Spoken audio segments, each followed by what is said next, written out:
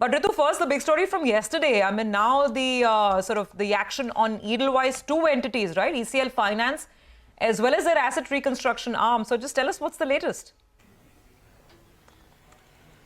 Well, Surabhi, the regulator continues to take a very tough stance against non-compliance, and now it has imposed business restrictions on two Edeweiss group companies, and that is ECL Finance, which is their SME financing NBFC arm, and Edeweiss ARC, which is the asset reconstruction arm, because, again, of material supervisory concerns. So RBI has asked ECL to immediately stop undertaking any structured transactions relating to its wholesale exposures, and also directed the ARC arm to immediately stop the acquisition of any financial assets. Now, RBI found that these entities engaged in structured transactions with the point of evergreening the stressed exposures of ECL using the ARC and connected AIFs to bypass regulations. Now, how were they bypassing regulations?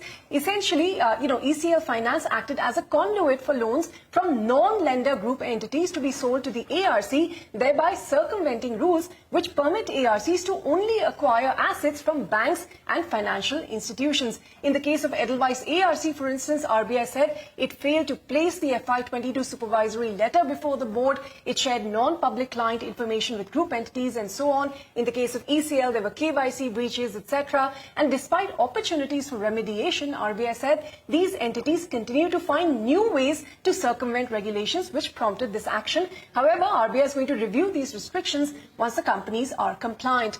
Both ECL Finance and Edeweiss ARC, interestingly, in their individual statements said that this action is not going to have any material impact on their business, with ECL Finance adding that it had discontinued the wholesale business in FY24 and that its wholesale exposure will continue to come down in the normal course of business.